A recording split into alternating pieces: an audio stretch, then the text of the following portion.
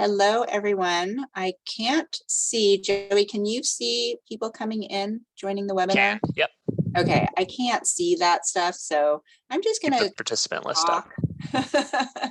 And welcome, everybody. Thank you for joining us. Sorry, we started a couple minutes late. I was frantically trying to get my slides in the right view for you.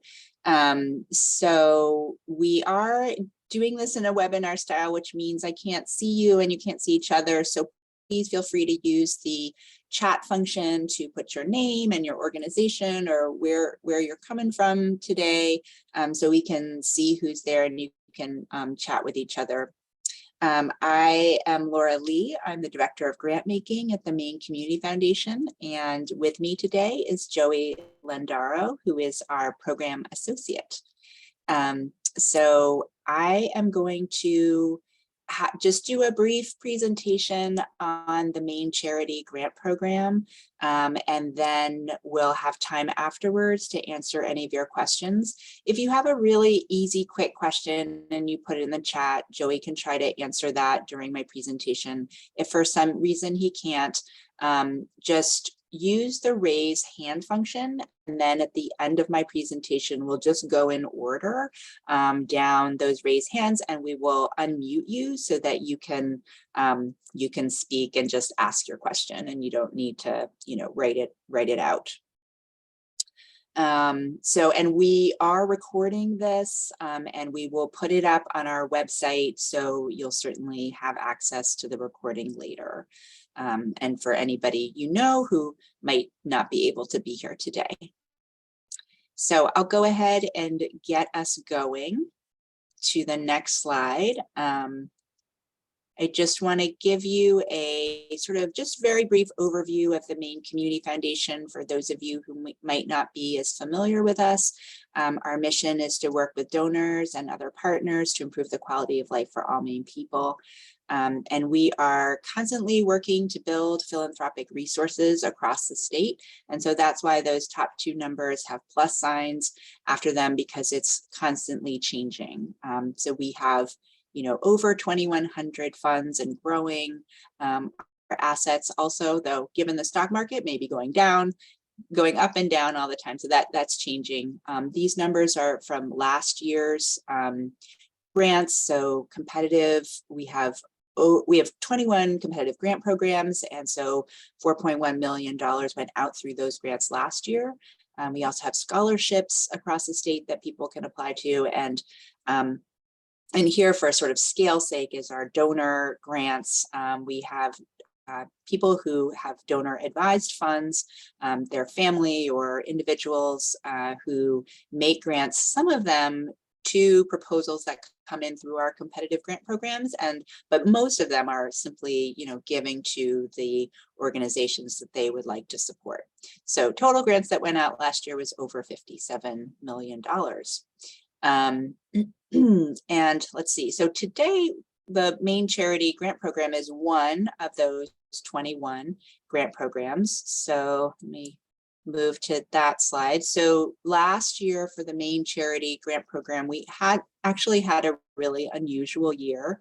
There were a couple of donor advised funds who made a large number of grants before our advisory committee was even able to meet and make decisions. So we had a large number of grants by donors, by those two donor advised funds. So 25 grants for over $100,000, which just didn't leave as many as normal for our committee. So the committee awarded 7 grants for less than they would normally do. So it was a little bit of an unusual year. So I can't promise that those donors will still be making those same grants at the same volume this year. But that is something that when you apply to our competitive grant programs, we also make them available for donors who might be interested in what you're doing and want to support your work. And so it's just it's an added opportunity, real advantage for us to be able to fund more than we would normally be able to fund with our grant budgets. So the Maine Charity Grant Program, actually the Maine Charity Foundation was the first community foundation in Maine. And it went sort of defunct a long time ago until it was able to be transferred as a component fund to the Maine Community Foundation. And it's had a bunch of different priorities, but in the last 4 years, since 2018, the advisors aligned their priorities with one of our strategic goal areas at the time, which was around aging and older people. And so transportation was a real big issue, as well as, social isolation, being able to connect people to needed resources. So in the last several years, the program has focused on sort of community-based transportation programs, really focused on making sure older community members are getting to where they need to go and being connected to needed resources. This year, we are broadening it a little bit. So that's why I highlighted that. So instead of really that focus being on older community members, it's broadened to just be people with limited or no access to transportation. So we do know there are some populations, particularly the new asylum seekers, that have a lot of transportation needs. And so this is to broaden the scope a bit for the program to make sure that others who are experiencing difficulty with transportation would also be eligible for this program.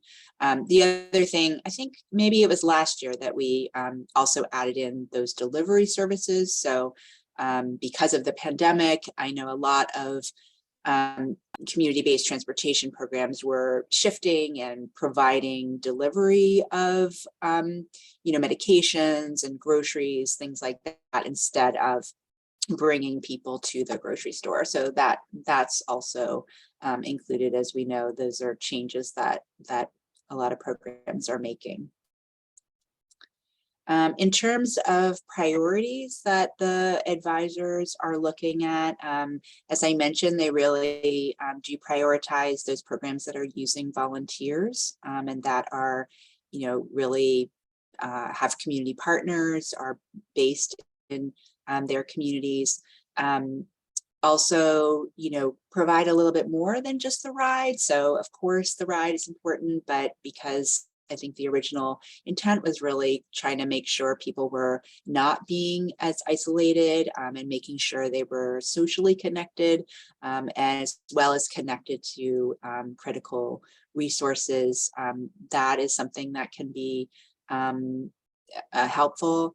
And of course, providing services where there are no services or there are really limited services is important. The advisors are also wanting to make sure that a diverse range of community members are being engaged. So just people who are hard to reach and really are needing services, that there is really an intentional effort to reach folks. Of course, creatively using existing resources is always appreciated, and then just having plans that are very clear and ready to go. So there are two types of funding that the grant program offers. And so on the application, there's a checkbox, you would choose which one. And so general support is really only for an organization that is solely focused on transportation. That's what you do. That's your main thing. And so general support would provide unrestricted funding to just support your program and the operational needs you have. So a project grant would be if you, your mission or your organization has another focus, but as part of that, you might have a transportation program. So it would just be so that the project or the budget would be restricted to that transportation program. And I highlighted planning a new transportation program because that's something that is a little bit new this year and is a result of having some additional funds that were left over from last year. So we do want to encourage folks who might be considering launching a new transportation program that we would the advisors are also interested in seeing a planning proposal. So it doesn't have to be that you are ready to start, but it can be, if you are needing some funds to do the planning of it program. So that's something that's a little bit new this year. In terms of what we can't fund or what's ineligible for this program, vehicles are not eligible, expenses, and then the rest of these are really just our standard things across the board. We can't pay for expenses that have already been paid for, so anything before December 1st, I would say, would be you'd want to have anything be after that date. And then religious activities, endowments, all of these, any kind of re-granting and political campaigns and lobbying are just things that we're not allowed to fund. I put this in just in case there were those of you who might have some questions about eligibility. So in general, we are able to make grants to nonprofits, and those are this is on our website, but I just wanted to give you the specifics for the different types of organizations that can apply. So municipalities are certainly eligible.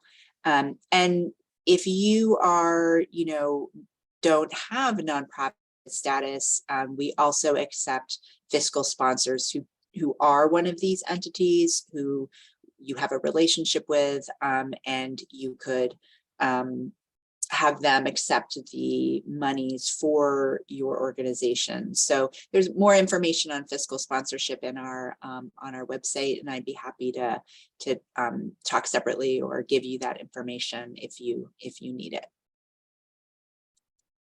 And then in terms of the timeline that we're looking at for this grant program, the deadline is on September 15th, and it's an online application. So it's actually like at the very end of that day. So like 11:59 on the 15th, it will just close down sort of automatically. So I would definitely recommend not waiting till too close to that deadline, just given technological issues and different kinds of clocks on computers. So certainly try to make sure you've got a good buffer zone in there to get that in. And then after we get all the applications in, we have a grants administration team that does due diligence, and that's really just checking on making sure everyone's in good standing with the IRS, and that the applications are complete. And then we do just an eligibility review to make sure that you're eligible for this particular grant program. And then we do have a volunteer advisor committee that then reviews the proposals, and then we meet in early November they make those decisions, and then we process those decisions afterwards. One new thing that we're doing, in case you haven't,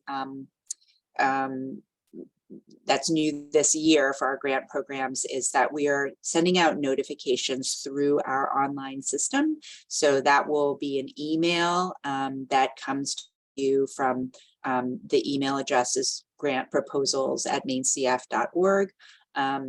So for some people that might go into your spam or junk folder. So if there's any way for you to, indicate that that is a good address to that you want to receive from, please do that.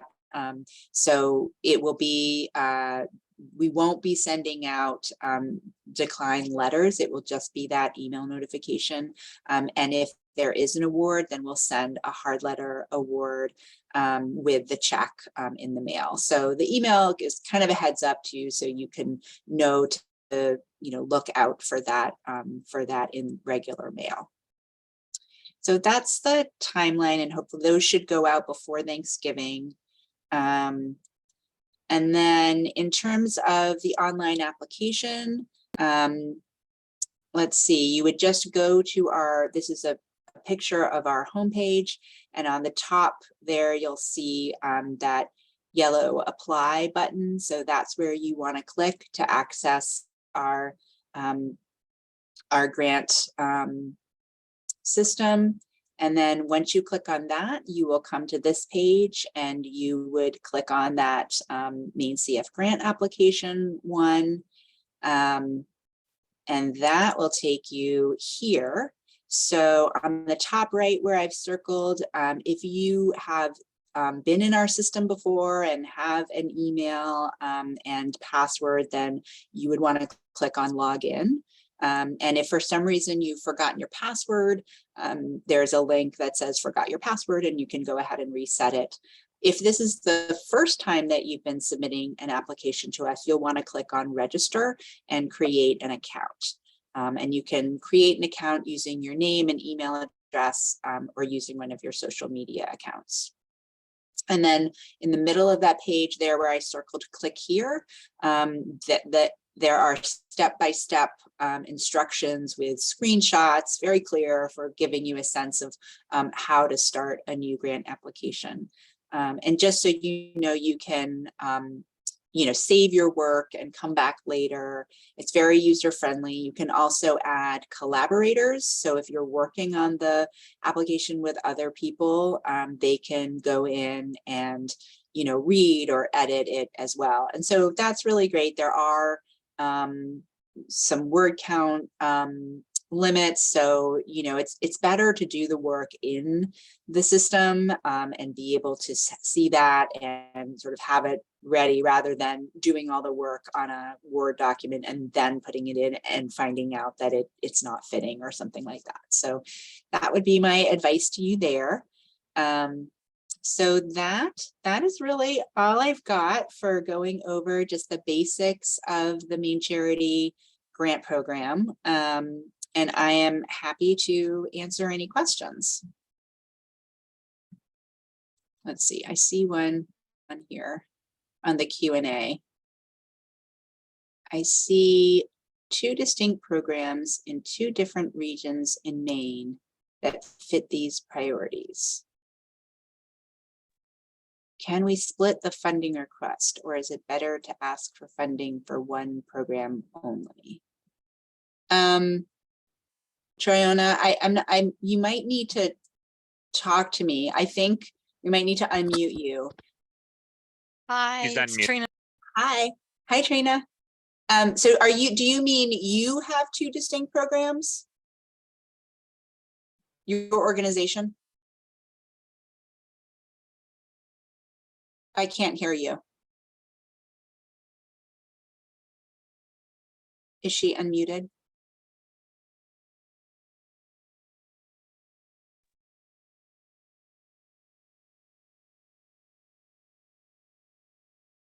Trina, it looks like you're muted. Can you unmute yourself? Okay, can you hear me now? Yes, I can. Yay, okay. Yeah, so I work with Catholic Charities, and we have programs that I can see would really benefit from this. Yep. 2 very distinct programs come to the top of my mind. One would be based here in Portland. Another one would be more rural up in maybe northern Maine. And I was thinking, is it better to really just focus on one rather than split the ask into 2 distinct programs? Yeah, I'm not sure. I mean, this program has funded the search program before. So I'm assuming that's one of the ones you're thinking of. Yeah, and so that's not typical that there would be 2 completely distinct programs, in one application. So, but there isn't, it's not that you maybe couldn't do that. And I suppose the advisors can also decide if for some reason, it actually makes it easier for them to, partially funded, I suppose, if there's some reason why one seems stronger or a better fit to them than another. So it would make more sense to me choose the one that you Choose think one. either that you think is the most in need of funding and is the best fit for this program. Okay. So I'd be happy to talk to you offline, about the two programs if Okay. you want to contact me separately. Sure. Thank you. Thanks. Great. So go ahead and, oh wait, let me stop sharing. There we go. So if anybody has any questions, you can just use the raise hand function so we can see who you are, and we'd be happy to unmute you. I see a couple familiar names. Thank you, Stacy. Nice to see your name. So anybody have any questions? We don't like need to keep people, and you can always feel free to contact me. If you have a really specific question about your organization or situation, my email is LLEE, so very easy, LLEE@mainecf.org. And you can find my phone number on our website. So you can always feel free to reach out. I'm happy to chat before the application is due.